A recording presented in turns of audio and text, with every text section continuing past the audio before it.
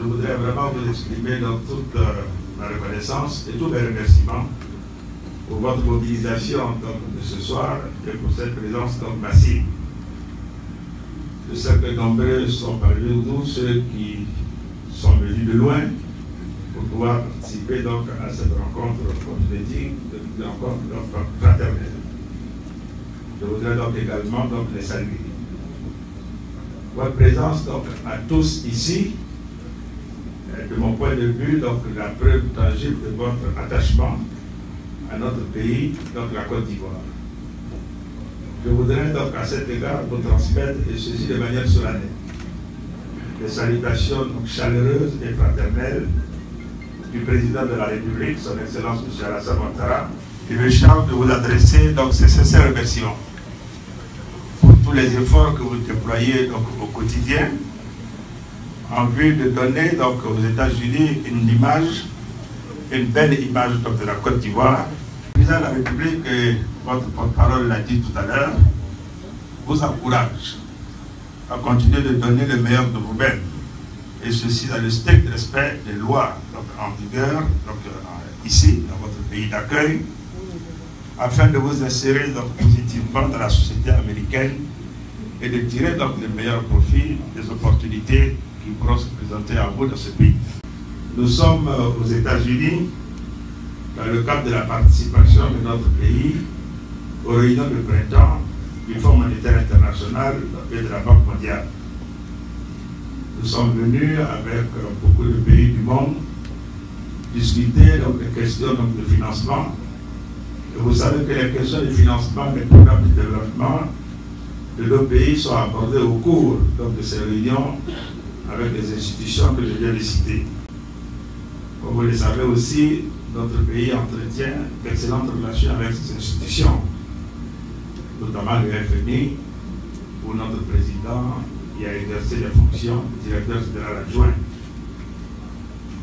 Je voudrais donc vous dire qu'au cours du séjour que nous venons d'avoir, qui prend fin donc demain, nous avons eu des rencontres donc fructueuses avec nos différents interlocuteurs, que ce soit au niveau du Fonds monétaire, de la Banque mondiale, des autorités américaines, parce que nous avons été reçus dans le département d'État, le sous-secrétaire d'État par intérim des affaires africaines, ou les représentants du secteur privé, nous avons été reçus par la Chambre de commerce américaine et beaucoup d'autres partenaires au développement.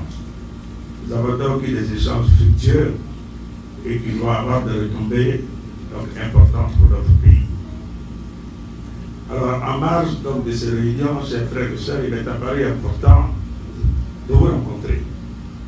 De vous rencontrer pour vous saluer et m'enquérir un peu de vos nouvelles. Et je viens d'avoir donc quelques nouvelles qui viennent d'être données par votre représentant. Je reviendrai donc tout à l'heure. Et donc, pour la même occasion, vous réitérez l'appel du chef de l'État, le président Alassane Ouattara, qui vous demande de prendre une part active au développement économique et social de notre pays. Voyez-vous, nous avons connu une crise, c'est vrai. La crise que nous avons connue a été une crise difficile, c'est vrai. Et depuis donc 2011, le chef de l'État a lancé un processus, comme vous le savez, de réconciliation. Ce processus se déroule en plusieurs étapes. Et il y a quand même des informations importantes qu'il convient donc de vous donner. Aujourd'hui, il n'est pas exact de dire qu'en Côte d'Ivoire, il y a des prisonniers politiques. Personne en Côte d'Ivoire n'est aujourd'hui en prison du fait de ses opinions politiques.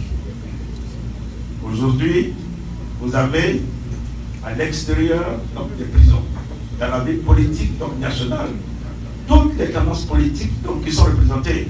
Je ne vais pas me mettre à citer donc, les différents hommes politiques, vous les connaissez. Ils forment même donc, des coalitions, dont une vient de naître il n'y a pas longtemps.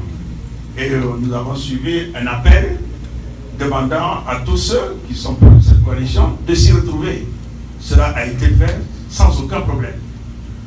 D'autres personnes de cette mouvance politique ont formé des coalitions, ont participé au débat démocratique, sont allés aux élections et les Ivoiriens se sont exprimés.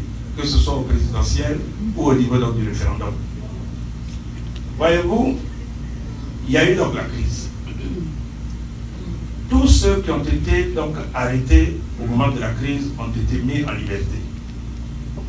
Mais vous et moi, nous savons tous que depuis août 2012, il y a eu des atteintes à la sûreté de l'État.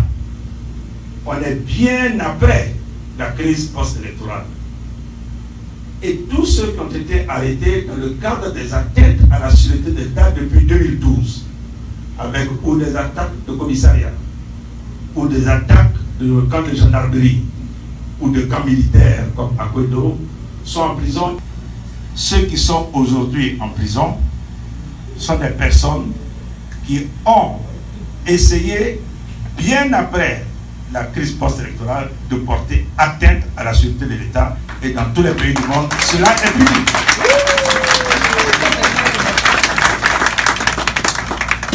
C'est pour cela qu'il a été décidé par le président de la République qu'en mai prochain, un forum donc, sur la diaspora va se tenir à nouveau pour que l'on puisse faire le point de ce qui s'est passé depuis son appel et que nous puissions déceler ensemble quels sont les problèmes auxquels les uns et les autres ont été confrontés pour que nous décidions à nouveau des mesures collectives qui sont nécessaires pour préparer l'accueil des uns et des autres en Côte d'Ivoire. C'est la nouvelle que je voulais donc vous donner.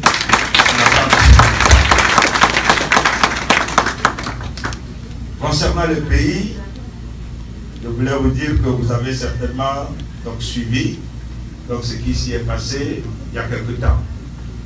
Mais le pays va bien, la paix est revenue, la sérénité est revenue, le calme est revenu, et le président de la République travaille à consolider cette paix et ce calme que nous avons donné dans nos assurances. Au niveau de nos perspectives économiques, nous venons donc de discuter avec le Fonds monétaire. Je peux vous dire aussi que les perspectives économiques du pays donc, sont bonnes.